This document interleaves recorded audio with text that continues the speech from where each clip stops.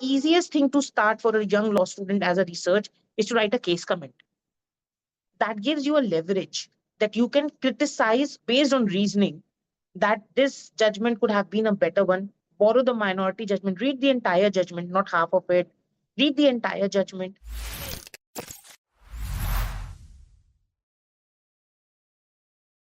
Hello and welcome once again to the Super Lawyer YouTube channel interview. Today we have with us dynamic Professor Dr. Deevanshu Shrivastava, sir, who is an experienced educator and a very passionate legal researcher. With over 18 years of experience in this particular field, he holds a PhD in intellectual property laws. He has been founding head of Central India's first public policy school, and now he serves as the founding dean at GL Bajaj Institute of Law at Greater Noida. Over the years, he has earned several prestigious awards for his outstanding work in academia and legal research. We are excited to have you here, sir, today, and we hope to have greater insights. Welcome. Thank you so much, sir, for carving out time for us. Thank you so much, Divya ma'am, for having me here today. And thank you so much to the entire Super Lawyer team. I'm very excited because, yes, I myself is a very big fan of your interview series. So, listening to all those things across and then to feature, I guess it's like something of a fanboy moment coming there for. So, thank you so much for having me here. Thank you so much, sir, for being so humble. So let's start with the questions. I would say more conversation. While you reflect on your diverse career, you are certified as POSH trainer also. You are certified mediator, policy consultant, analyst, IPR enthusiast, as you have done your PhD in that. What was the reason behind you choosing law as your career? And while you were doing so, while you were pursuing your legal career, how did you plan on becoming such an ardent academician as well as legal researchers? We would love to hear that. I guess this journey is more of a cinematic type of a journey. The reason of taking up law, and I've said this on various forums, I guess that's my first introduction that comes on to. So I come from a family of lawyers. My blood group is LLB positive. And the reason of saying this is very clear. I'm a fifth generation lawyer and a first generation academician. So my great great grandfather to everybody out there, my father is currently practicing in Gorakhpur District Court. It's been more than 42 years of his practice. My brother's in Allahabad High Court. He's practicing. So that was the first step of why I took law. I guess the answer is very plain, clear, and simple. And yes, as everybody thought that being the youngest in the family, so father is in district court, elder brother is in high court. So Devanshu's gateway to the Supreme Court is already opening by the end of his final years. But that made me take a point that, okay, everybody in my family has done this. And being the youngest, it was like what everybody is doing. And it comes on to me as a baggage itself. Oh, you'll have to do the practice because your father is there, your elder brother is there. Your way is too easy for those things. And then I guess I came to know to this subject called as intellectual property rights in my fourth years. Thanks to my teachers then. And at that time, I was the first in my entire family to pursue an LLM. So I wrote my CLAT examinations for the PG and I got an All India rank 49. And at that rank, I was able to get the National Law School Bangalore and Nalsar Hyderabad. But the reason of opting was to take NLIU Bhopal because I've already spent 5 years in Bhopal for my graduation and the subjects of intellectual property rights. So I was very much fascinated, as I said, during my graduation by the articles, by the words of Professor Shabnaz Bashir, sir, who unfortunately is no more with us physically, but I guess his way of teaching, how IPR took place was something that still is with us. And that helped me to take IPR in NLIU Bhopal under the guidance of Professor Dr. Gayur Alam, sir, another stalwart of IPR. And that is how, when I felt and when I was fortunate enough to be under the guidance of Professor Alam, Professor Dr. Mona Purohit ma'am, under whom I pursued my PhD in intellectual property rights. So these are the two people who not only inclined me towards intellectual property rights, but also as academicians. The purpose of law, as we all say, is only to convince. Rather than to be the king, it's better to be the kingmakers. So now, with so many years of nearly decades coming up to on that, I can proudly say that there isn't a district court left in Madhya Pradesh or in UP where my students are not as an advocate or judges or law officers in law firms. So through them, I relived this particular domain and Intellectual property rights is again one thing, and I still say that I'm still a student of IPR. I can never say that I am an expert of IPR, but a student has helped me not only to do a research, but to understand the nuances of even in the coming times, how technology is coming and how these things are taking it up. All these things bring together. You must know that I'm also a very big enthusiast of IPR, and not only IPR, but AI, cyber laws, and everything. And I can see that you also are absolutely fascinated by all these technologies, emerging techs, and everything. But when you were doing all this, at that time, it was not at that particular peak which we are seeing right now. So you must have faced a lot of challenges, a lot of difficulties while dealing with the questions that where will you end up doing your work, maybe practice or maybe being an academician.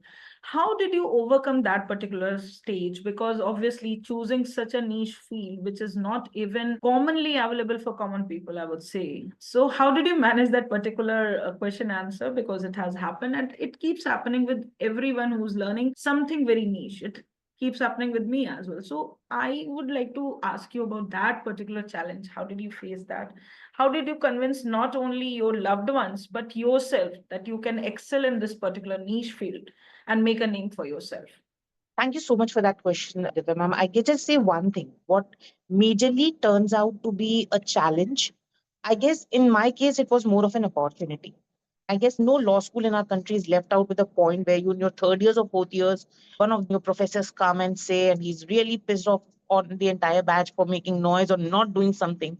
And they say, each year 10,000 advocates come out of the country. Where are you seeing yourself? And all those things. So I'll tell you honestly, by that time I was deeply and madly in love with IPR. So this is again my 2 years of LLM, and in my days it was 2 years of LLM. So I guess I was the second last batch from where the 2 years LLM was on the verge of its decline there. So into it, research has already taken a bite on me. So I was like, okay, research and IPR are going together. And the best part, my PhD in IPR in law, and the title was Online Infringement of Trademarks. And this I'm talking that I've taken a topic in 2013-14. Now imagine online infringement of trademarks, which is in 2025 making sense to everyone. 2013-14, everyone like, okay, this topic has not yet been taken. I said, thank you so much for validating that. Okay, my PhD topic is good to go. Second thing, I did a comparative study. And this comparative study was US, India, and China. Now, what I've learned was in 2017 and I submitted 18, I got awarded. By 2018, I was very clear what are the laws in relation to online infringement of trademarks, a provision which is absent in the 1999 Act of Trademark in India. There's nothing much talked on online infringement. And this is just like there is no provision of e-contracts under the Contracts Act of 1872. And they say we are guided by the same principle wherever the contract happened. And same thing was told to me, wherever the trademark infringement happened, whether it's online or offline, the rules remains the same. Now, this is one point where I was out of the league. I'm not taking constitutional law and criminal law. So that was one thing. And a very funny story I'll share with you. There were only 5 students in my LLM specialization of IPR and business. 5. So that is one of the point where a batch of 60 students has only 5 students taking this thing. And there was an entire lot in the criminal law and the constitutional law. So if I'll say 90% of my batch students were either criminal law or constitutional law, and rest was okay, IPR, okay, are you sure? And believe me, the syllabi at that particular time of 2 years LLM, that's where I am a big advocate even today of a 2 year LLM, that why LLM of 2 years should be there. And then the journey of PhD with research. So it helped me to understand the laws of the countries which were already dealing. And as we are saying, China and US are nearly 15, if not 20 years ahead of what India presently is all about. So this helped me to do something which we knew that it will come to the country because US, European Union, China, and other countries have already taken that. So as always, something that comes to the world first and to India later. But I guess the perspective is now changing as well. So today at par, when I see, and that helped me again, even by the time when we are talking, I recently did my second arbitration, and which is in domain of IPR. So IPR has been the core, and rest everything I've kept on aligning. This is also one of my message to all of you out here, that never feel that you have taken one domain and it cannot be. This was one thing that I suggested to my students last year when the 3 new criminal laws were brought into our country. that, okay, this is the case, sir, what will happen to us? We have not studied. I guess why you're taking it as a challenge? Why are you not taking it as a point that a 20-year-old senior lawyer who has studied IPC, CRPC, and evidence is exactly on the same footing to you when these three criminal laws are there? So it's not about the laws, it's about how well you have understood the jurisprudence behind these things and how well you are going to take that thing ahead. So anything which is posed as a challenge, if you are capable enough to identify an opportunity to it, I guess you are at a very right position. And irrespective what the crowd is going on. So do not follow the crowd. Stand at a point where crowd will follow you, and that I guess would be a better way to conclude my particular answer.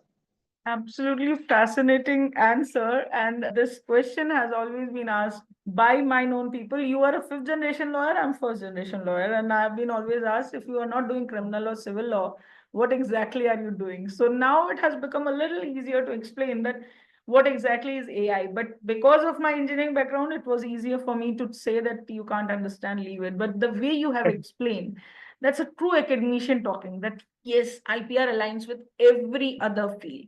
So while you are doing all of these things, you were also evolving yourself and becoming a founding head of Jagran School of Public Policy and International Affairs.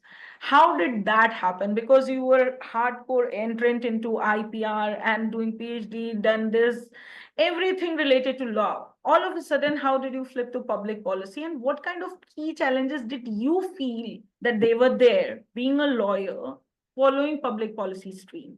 We would like to Yeah. understand that. I'll just tell you one thing very clearly. For me personally, I'm saying this. There were only two positives out of COVID. One was this, that I took the headship of the public policy school, and online was the second one, which I generally say ki, thanks to the COVID, which I guess Zoom interactions and other things have increased way ahead with that particular point. And as I said, my previous answer, I'll relate it here as well. So I'm not saying that I'm ahead of time. I am just telling you that 2019 was the first time I came across with concept that there is a think tank existing. Now, a think tank for me at that particular time was a very fascinating word. The reason is I'm a very big fan of the arcade games, PS5, and I'm playing the assassinations and all those games. So I said, okay, think tank. Well, this is something which is tanks do not think. And then I came to know that law and public policy. That's how I came to know PRS legislative, the LAM fellowships and other things. I was too late for it. So as a teacher, you are never too late. The reason is very clear because I get to relive that through my kids. And I've always been a follower of one particular statement in my entire life, that you should be that version of yourself that you want to be with.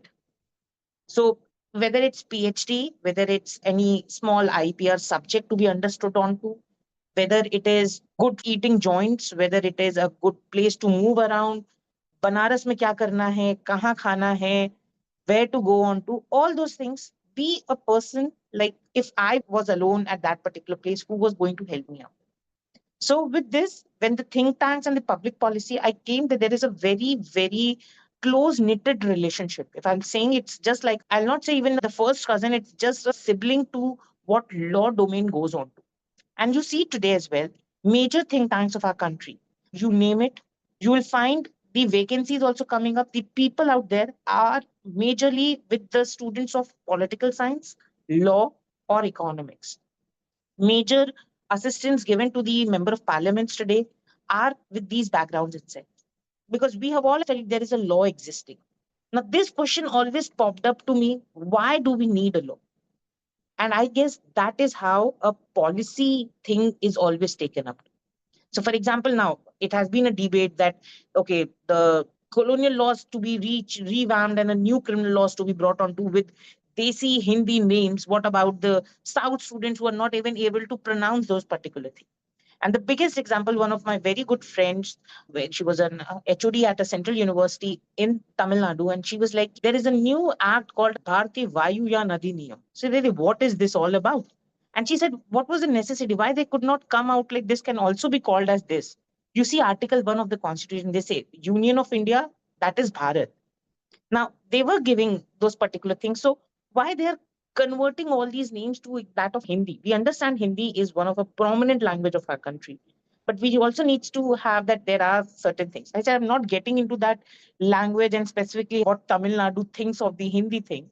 But the only thing that we see that from where these things are coming as law students, and this is my message again to them, you need to understand and see. Like, for example, it is always said to understand why this thing became as a fundamental right, read the Constitutional Assembly debates. And that will absolutely help you. And that is the reason why when we were seeing that the Waqf Amendment Bill was introduced and there was a late night debate happening at both the houses, these debates do hold an importance for you to understand the text. What was the reasoning of getting these things?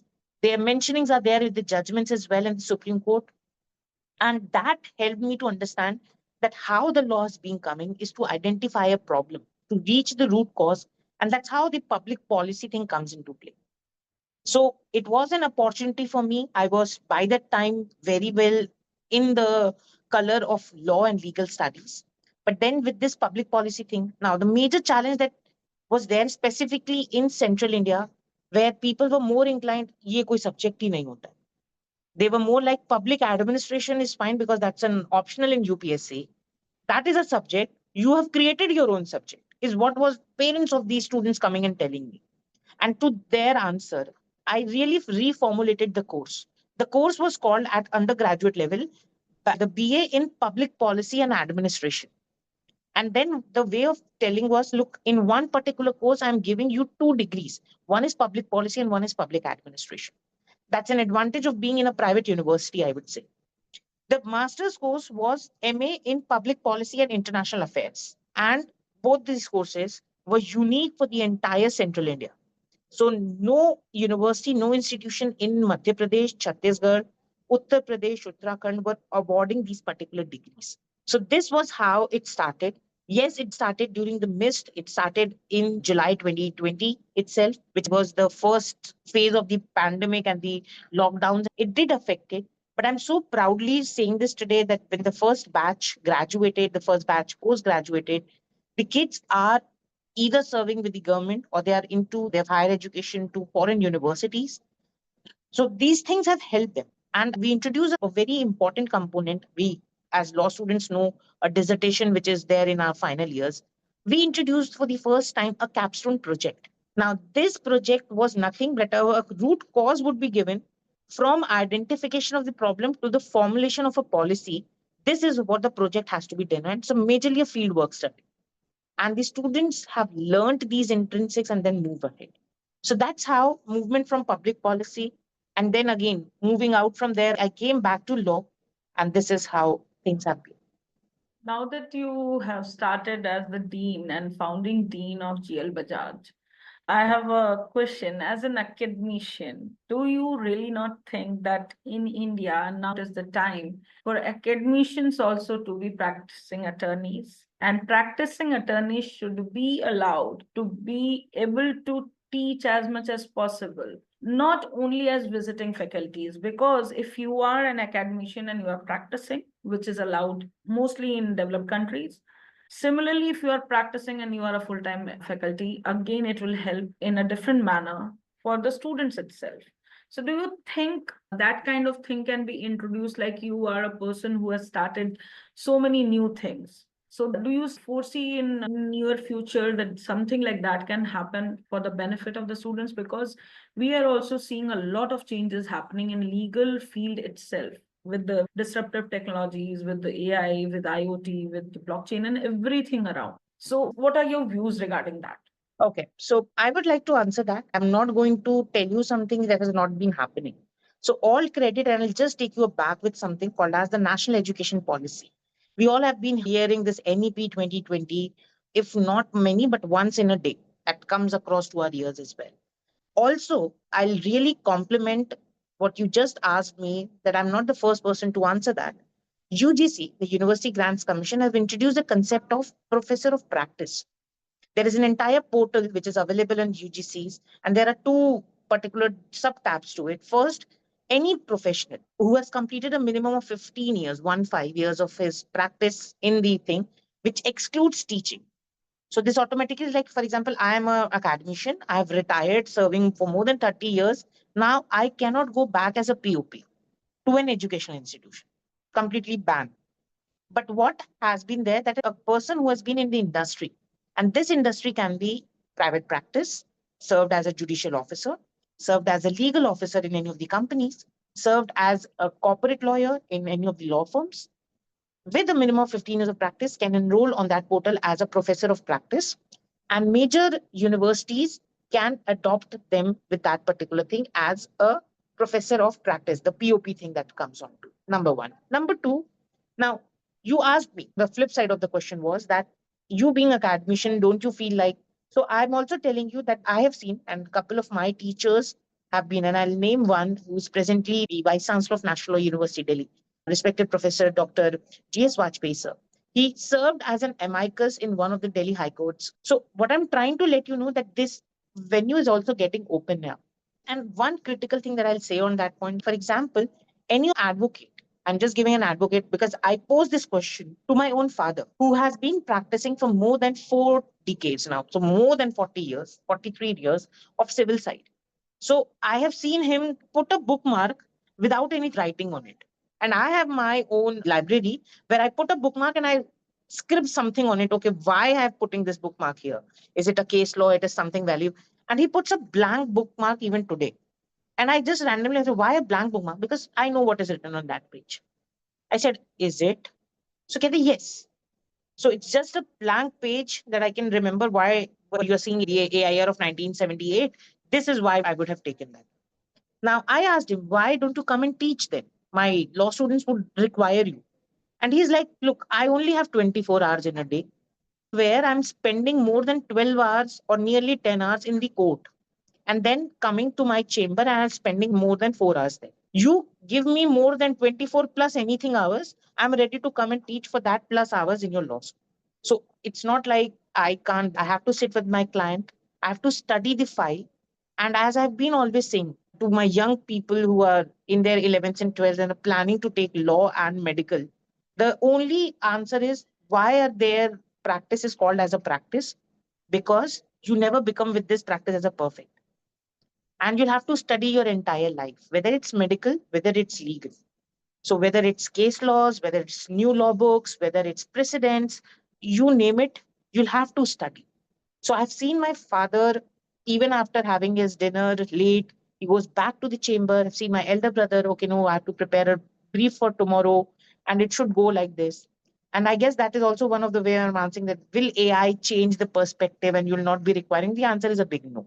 So the only perspective to see that if a successful advocate, whether it's in a corporate law firm, whether it's a private practice, asking them to come back to the law school, they can only dedicate a small time because they cannot leave their plan A first. And that is why they have earned that stature where we are requesting. Yes, retired judges, a lawyer never retires. So this is one thing that my father has always told me. I have asked him various times, look, now your son is a dean, your elder son is a practicing advocate in Allahabad High Court. You leave your practice, you come and live with us. And he's like, no, no, no. I have more than cases what you people would combinedly ever have. I still have that. And that's how the point is very clear that yes, if you are growing, the purpose of introducing such a system by UGC is yes, to bridge that gap between industry and the academic colleges. And this is not merely limited to law, but open, inclusive of law, which includes engineering, management, and all those things. So, yes, it is already prevalent, and I'm pretty confident in the next 5 years, you will find more of it. And I'm so happy. A couple of my very good friends in the law firms today who are at a senior partner level, and they're like, Devanshu, enough of what we have done. Now we like to come. Your life is very easy. We like to become an academician. I said the grass is always greener on the other side. I would like to live a life of a law firm partner as well. So they say, yeah, we understand that payment wise, we might be on a very higher scale, but ask us, is it the payment or at the end, the relaxation or the comforting thing that we come on to? We generally do a thankless job, but you are surrounded by gratitudes and other things. And that, I guess, is something that we require in our lives as well. So answering your query and to cut it short again, to conclude, yes, the opening of professors of practice and not merely as guest faculties, adjunct professors and all those things. Even Bar Council of India has allowed us that we can have the people from the local bar from the bench to be the part of our law schools. And that definitely is not only shaping up a good law student, but a young lawyer for that particular perspective. A very not only elaborate but a very straightforward answer. For sure, UGC has introduced a lot of things, but a lot of things have to change on the ground level as well. And let's hope that we'll have that particular change sooner than later, because we already have a lot of things to cater to, being one of the most populous country in the world. Having said that, I would now like to move on and ask you about how did you really manage to have 43 papers published and presented in around 60 plus conferences. The kind of topics that you choose, they are absolutely exceptional, very much new age, and they are very informative also.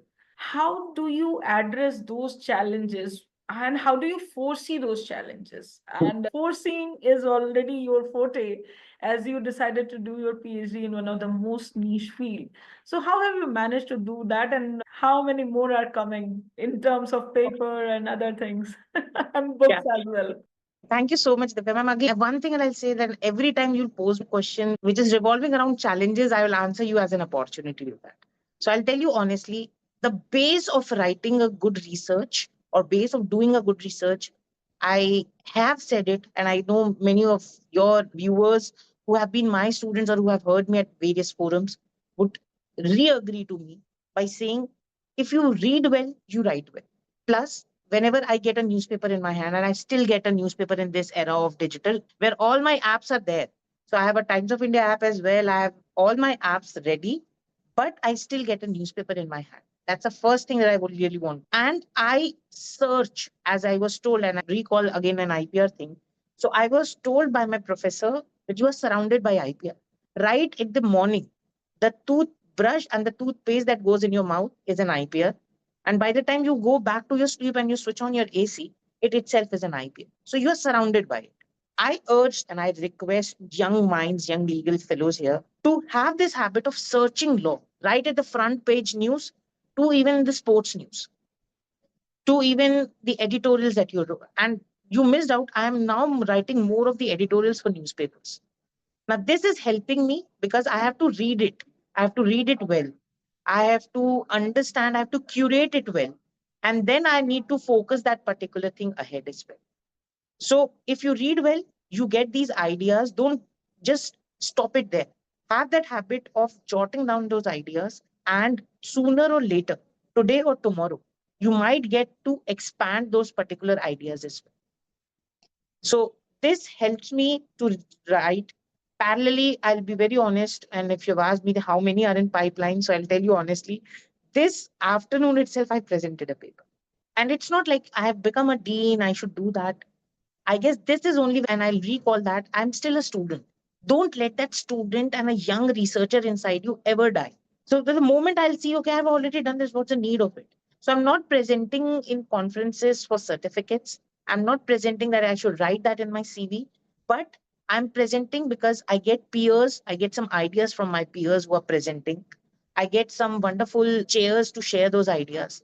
And I get some critical analysis as well.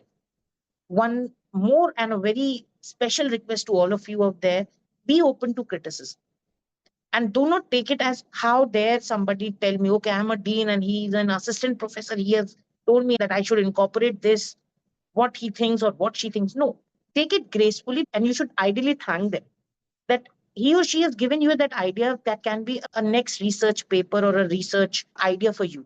And as it has been said, nobody copyrights the idea. It's the expression of the idea which is copyrightable. So parallelly, you and me might be thinking on the same idea, but the expression of Divya ma'am and expression of Devanshu would be completely two copyrightable items on our table as well. So read well to write well, and just don't read and do not write. So when you are reading, whatever idea is coming to you. I have said this thing as a researcher as well, that the easiest thing to start for a young law student as a research is to write a case comment. And why I'm telling you this is that gives you a leverage that you can criticize based on reasoning that this judgment could have been a better one. Borrow the minority judgment, read the entire judgment, not half of it. Read the entire judgment. Nowadays, The young lawyers are blessed with apps like Live Law and Bar and Bench. And I do not take any such thing. They are doing a fabulous job in what is happening at Supreme Court at 2:30 is being reported at 3:30 or 4. What else can we ask for? It's not like us where we have to report that when the SCC or AIR would come, then only I'll come to know for that particular matter. So that is very, very helpful. The databases like Manupatra, LexisNexis, these Supreme Today with AI versions of it, they have enhanced the researchers as well. So the time is being saved, things are getting onto. I even promote usage of AI. So believe me, there is hardly any AI app which I have not used in my personal life. You name it, and I have been using it at all the above level, like ChatGPT 4.0. So Perplexity, Gemini, you name it, I have used it all. So the purpose is when I go and teach that thing in the classroom, I need to be up to date. And I've always said it, and with your forum, I'm also utilizing, and I know you are a big fan of AI. So I'll say it is a tool and let it be a tool. Do not let it become your master. It's not like you given the command, whatever output comes, you copied and you pasted it. Don't do that. Take ideas from it. Okay. And that is what I'm saying. It gives me varied opinions. Okay. On this line, I can also think, on this line, I can also think, and on this line, I can also think. So read well and do right so that you can write well. And that is the basic motto for me to do these researches. And I don't count with numbers. It's just on a point. I know majors of it have not been reflected in my CV as well. So it's not about putting numbers on the CV. It's more of how and what I'm learning about it. Amazing, amazing reply. And the way you are explaining these things, they definitely make sense. While we are doing all of this, and earlier also you were talking about being part of think tanks. One of the major think tanks in India is Cyber Peace Foundation, for which you are a policy consultant. How do you see that emergence of these not only topics but the attributes of life, I would say now, being a part of cybersecurity, digital law, law and technology, cyber psychology, and other related aspects, especially in relation to public policy? Where do you see are we sitting? Because we are considered to be at the verge of developing exponentially. So we are grabbing whatever we get as data from all over the world. The kind of learnings, you being at the door of it, being a dean of such a great institution, how do you see that you are going to make sure that this gets integrated in theory as well as practice? Because as you said that you are also getting practitioners, and as UGC has proposed, I would like to understand this aspect. How do you see think tanks are working in India? Because in international fraternity, it works as a consultant, it works as a litigator, it works as an academician. They do give a lot of ideas and views when any new act comes in, like when AI Act came in and a lot of questions were raised, and they also asked for commentaries. There were n number of think tanks who poured in. So do you see that Indian think tanks are also working towards the same? And how is the legislatives, how are they taking it? Because obviously suggestions go, not all can be taken. So my question is around that. How do you see that you can be a bridge in between doing that and making sure that students learn the best way of putting all these things forward? Thank you so much for that particular question, because the answer that I'm going to tell you is exactly of what we have been practicing. So the entire thing that I've talked also in the past or in the coming time is not that I'm just a preacher for that particular matter. It's all I've been practiced and been taking on. Now, just understand, I'll take a minute to make people understand the concept of think tanks is what I have seen. So think tanks are the catalyst. Think tanks are basically research agencies. And what are the basic two objectives? Number one is to do that ground research about something to something that I call a base of a policy and to bring it ahead. Number one. Number two is to create an awareness. So these are the two majors of what a policy or a think tank is generally revolving around. Now, it's not merely the legislative that is taking on. Now, why I'm saying this, yes, the think tanks submit their report, which is taken by a member of parliament, whether it's opposition, whether it's from the government. The new trend in India is that even these prominent think tanks reports are cited by the judiciary as well. Now, this is something when in a judgment, the base of such thing is being done. So think tanks are, as I use the word catalyst, and we all know what catalysts do. Catalyst just enhances the reaction in a faster time. And that is what these important think tanks in our country are doing. And to name few, they have identified their areas. Now, I was a consultant with Cyber Peace Foundation. How institutionalized and why they are getting educationists as a part of their think tanks as well is number one, how these awareness would be gone. And I'll tell you small examples. For example, the maximum number of cyber frauds. Then one small thing as a caller tune, which was a very well acknowledged initiative by Tribe, that you'll get these things, have created an awareness talking on those things that these are the new ways how these things have been taken up. Now, what I'm trying to tell you is that these think tanks, alongside institutions, are also launching, and we have launched, we have done international conferences, we have done international working paper series, podcasts, and launch certificate courses in addition to law and other perspectives. So at my institution, it's not merely a BLLB or an LLB that a student would get, but during the tenure of that 5 years or 3 years in the case of a 3-year LLB, the student is also earning two certifications in each semester. And that is an all choice based thing.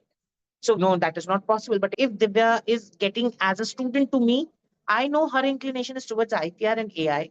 And in her 3 years law course, she can have an LLB course plus a different of 6 certifications in the parameter of 6 semesters that you can have. Number one. Number two, if she is not interested and it's more of a criminal law and other perspective, how additional certifications in the criminal law perspective can be given. So the think tanks are in collaboration and all have to work not in silos, but in collaboration. So think tanks in collaboration with academic institutions, think tanks in collaboration with NGOs, and together how they are bringing in on. Nowadays, the think tanks have also collaborated with national law schools to establish a dedicated center for research at their law school itself. And these are the small initiatives which, on the verge of togetherness, they are bringing a change of practical changes, which no law school is teaching. The Bar Council of India, and I must acknowledge and applaud the efforts of Bar Council of India. In May 2024, they came out with a regulation, which is a mandate to all law schools to teach subjects like AI and tech law and financial laws, fintech laws in their law schools. I understand and I know that smile on your face is that they came out with a regulation, but how many law schools in the country have actually followed it? And I'll answer to you, Divya, for that would be one step, even as I say in my classroom as well, that I go and teach a subject in a batch of 60 students, and even if six have grasped it and they are on a good path, I guess my role as a teacher gets fulfilled. Similarly, not all, but few who will do. And believe me, it's not many a times the teacher or the body who will be directing and the people who do it, but it is always with the peers. So out of 1800, if 18 institutions in the country follow that regulation or that compliance from Bar Council of India, and couple of years down the line, they come out as the centers for excellence in this particular matter. Major 1800 में से कुछ नहीं तो 180 would again be inspired to do and to bring that thing. And you see, forensic labs. So the National Forensic Science University, a great initiative again by the government of India. Each state should have one. They should have a forensic law lab, something we would have never thought of. I was very happy in seeing that in FBI. There was a series that used to happen way back when no Netflix and other things were there. And I was very inspired. Oh, wow. And then we had the Indian version of CID happening. So our aspiration was not of that of forensic doctor. You are a good example again that from an engineering background, doing law and then taking AI law or fintech law, I guess that's a best example that I can cite right now in front of me as well. So similarly, the new avenues, the bodies like Bar Council of India, who are the parent body for legal education, I would say they are the guardians of legal education in our country. And this establishment and the way they are taking it up is something which is commendable. I know major law schools in our country are lacking, but I'm on a very hopeful and a very positive approach that yes, coming years are going to be where we are going to have unified systems of teaching. Couple of things are coming on a very good prospect for legal education. These things are no more something to be kept on background. but something that the students would demand on his own. So while choosing a law school, it's not merely an LLB course or a BLLB course, but how well the industry-driven certifications or add-ons, skill add-ons are given to a law student should also be taken. And I guess where think tanks would be coming above the catalyst role and would be an equal partner in disseminating these particular subject knowledges. With each answer, you are explaining these things in such clarity that if this happens to even 10% of law schools, we'll have a different kind of legal workforce. And not only different kind, they will be aspiring to become more international, and we'll be hopefully seeing international intervention as well. Because as you were saying, I remember that there are think tanks, and it's not a matter of only think tanks, it's about understanding the reason why we need, as lawyers, all these tools just to enhance our practice and our presence as well. That is why even Supreme Court has adapted everything. And thanks to our former Chief Justice, that AI is there, live and living in Supreme Court. I'll just add, sorry, I'm pausing you in between. So I came across this. So I'm a big fan of DYC. And it's been like 4 occasions where I've met him. Such a down to earth person. Now, one very important incident I'm sharing. Yesterday, he has rolled out a junior associate, and in bracket, it's written retainership for his own office. So it's the office of DYC. And I'll tell you, a junior associate, they will guess a salary. The salary is 1 lakh rupees per month. And you know it, I know it.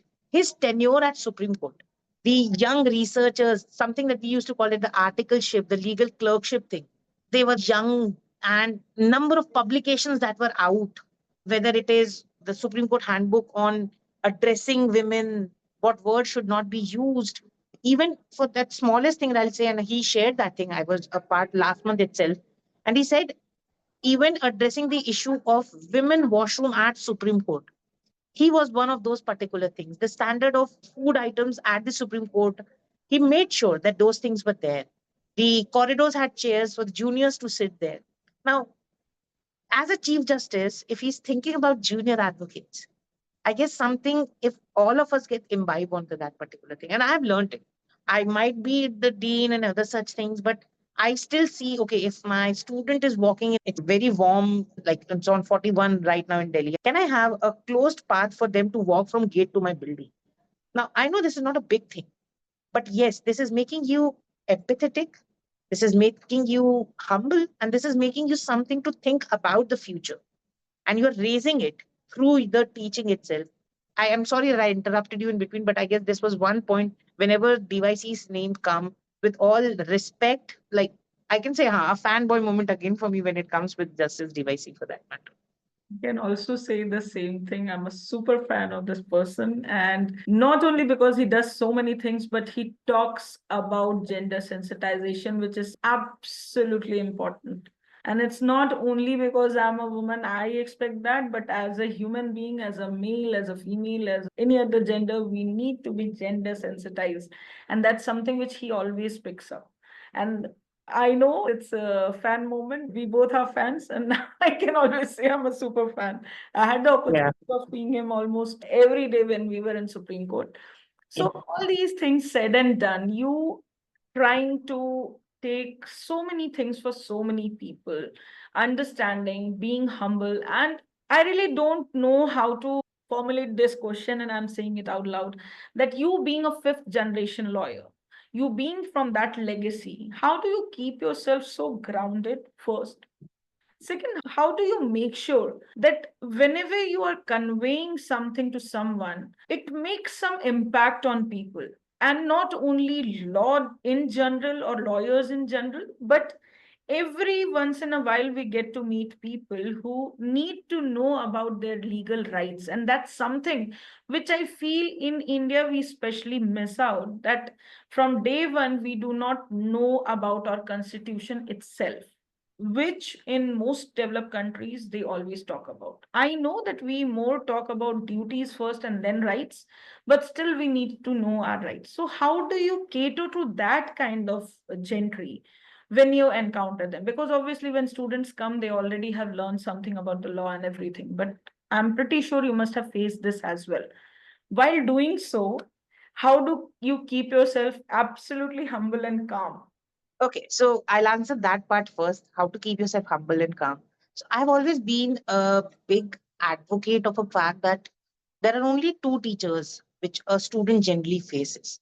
So first of all, you'll have to believe you are a student. The moment you start believing, okay, I have crossed this age, I've crossed that student thing, I guess your learning stops. So for me, I was blessed to have teaching both with my parents and my elder brother. And I really like to mention my elder brother because what I see today myself as a dean or as a student of law, and the best part we share common among me, my elder brother, and my father, we have our own libraries and we hate sharing books. So each book, the moment it comes, the first thing that we used to do is to put an home on it and write our names there. So that's one thing because we hate it. Like, no, it's my book, it needs to be there in my library. And the reason is, I have my own habit of underlining and reading, and his books are very neat and clean. He said, why to make the books dirty? And I said, it's not dirty. This like I've read this book. So that's how. So we disagree.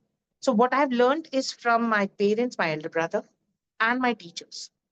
And the lot that I took the name as, and many more to add to that, they are all humble. And so, what I've learned is what I was trying to tell you that not all things are taught with textbooks.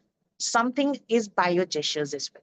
Fortunate enough, when I started teaching, fortunate enough, the law firms that I went for my internships, I met people who were very humble. They're still, I just mentioned about GYC that why am I a fanboy thing? It's not like I'm a regular practitioner to Supreme Court, but there would be hardly any judgment of his. If it's his name, I'll have to read it. This is as simple as this. He has always said, and I'll quote him again. He was speaking and he said, I know you all would love to buy the books, and I can see at your background as well.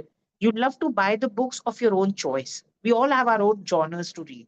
This type of books is something I want, this, that, and all those things.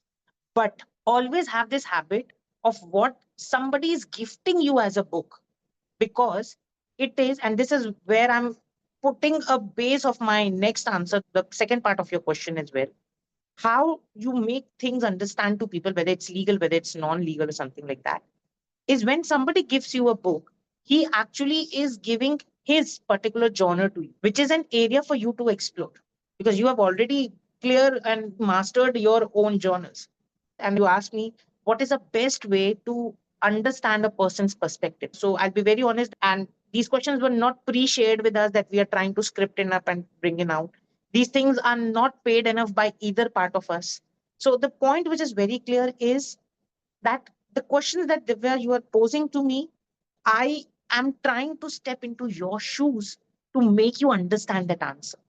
And that satisfaction with a smile on your face is something that I'm achieving as well.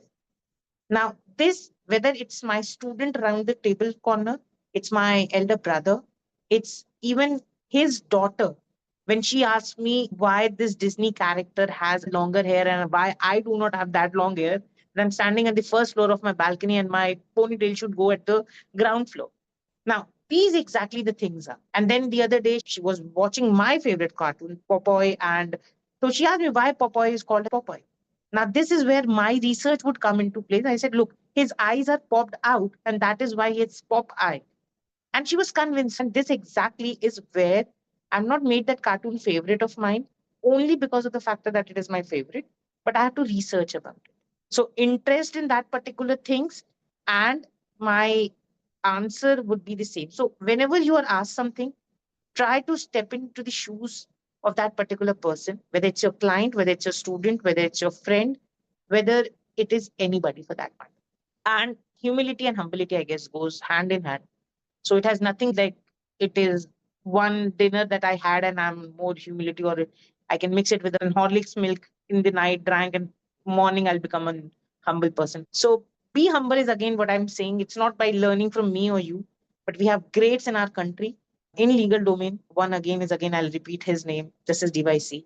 So these are people who are existing and been on the top position of the country.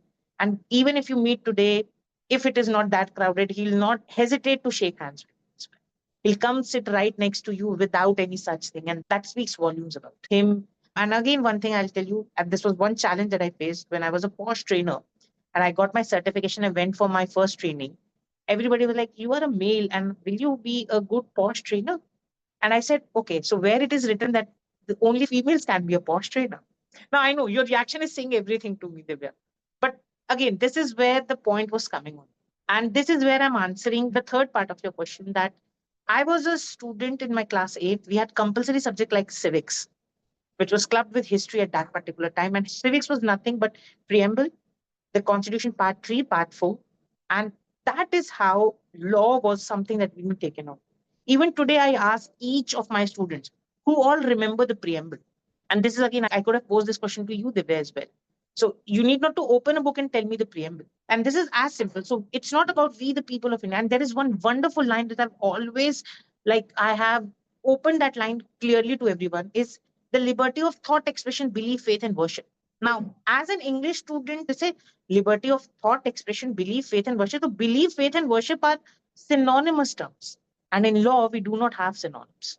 So when the words are used, they are used for a proper intent. And tell me, and this is again, I'm giving some homeworks as a good teacher. Even if my interviews do not have homework, I guess I'll not be a good teacher. I just want the students to understand that what is this expression of thought, belief, faith, and worship. So they need to understand why this particular, and preamble uses the term liberty. Entire constitution lacks the term liberty. This converted into freedom. Now, what's the difference between liberty and a freedom for that matter? These are small things that we as law students should dive into. Okay, if this word is used, why this word is used? And my advice to all young law students out there, two books that I would definitely recommend. One, please buy a Government of India legal glossary. Don't buy a legal dictionary. And there is a difference between a glossary and a dictionary. Glossary never gives you the meaning. Glossary would put you to the place where the word is defined. For example, consideration, which in Hindi, and the best part of legal glossary, Government of India, it gives you the exact legal Hindi out of it, which is helpful for my students who are preparing for their mains exam for judiciary, where you get a Hindi English translation. So consideration, the meaning is pratifal in Hindi, and it says Section 2D Indian Contract Act, 1872. So as a law student, you know that you need to open the Indian Contract Act, Section 2D, to understand the definition of consideration. And this is exactly how glossary and dictionary differs. So answering all the three parts, I guess I have answered that all three parts for you as well. You're being a true academician, true teacher, professor, doctor, everything. Amazing, amazing interview with you. One last curious question. How do you nurture your students in becoming not only better and good professionals, but the best human beings as well? Number one, I never ask my students to follow what I am saying. I know I might be criticized on this particular line, but we at law schools, we are a buffet provider, a buffet of what is kept on the table. And where I know all my 60 students in one particular batch, that's a maximum that I'm talking about, are not of the same likings. And this is also one of my message to all my young students. Don't just take it up because your best friend is taking it. Ki, acha, we are going to the same intern place so that 1 month we can be together. No, try, see what suits you and what doesn't suit you. And this again, as I say, we see our favorite actors wearing a particular outfit. We go, we try the same outfit on our own self, and we are not satisfied. That was looking good on that particular person. Now, you need to identify your own path. The only thing that I create to my students is whichever path you are taking. And I have said that thing, that if I wouldn't have been an academician, and as rightly said at our times when we were scolded by our parents, that kuch nahi tum to samosa ka thela lagaoge. And I'm telling you very honestly, if that would have been my career objective, I would have been the best samosa wala in my entire locality. Now, the reason I'm saying this is only is to achieve your excellence, whichever domain it is. So whether it's criminal law, whether it's civil law, whether it's IPR, I do not know what new laws are coming up as well. Today, anything that we are talking will involve a law. And I came to know, somebody asked the other day on aviation, it was a good talk, that birds fly, there is no law governing them. When humans fly, there is a law governing them. And he said, wherever you'll find humans, you'll find a law. Simple. Now, when I say this, what I mean is very clear, that if it is human, anything that we as humans see, books, water, air, laptop, technology, whatever it is, it would be accompanied with a law. Just identify your domain. There is no obsolete domain in law. Law can never be obsolete. And there is no thing which is many are taking. Even if many are taking, you are the competitor. And that's where I'll conclude by saying we only practice in the legal domain. Whether it's a 40 years of practice, whether it's 5 years of practice, whether it's 1 year of practice. If you practice it well, I guess you can practice it well. So that would be all from my end. Thank you so much, Dr. Deevanshu Shrivastava, sir. It has been an amazing experience today interviewing you, an academician and a fifth generation lawyer.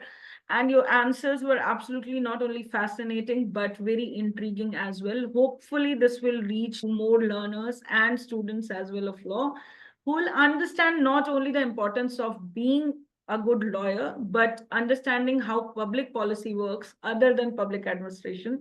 It has been an amazing interview today. Thank you so much for giving us so Thank much time. It's an absolute pleasure to have you here. Thank you so much. I must compliment you as an interviewer as well, that it was great to be on that side. Very reciprocative. So thank you so much for having me. Thank you so much, Anshi ma'am, and the entire Super Lawyer team for having me today. It was an absolute pleasure. I never knew how this time. Thank you.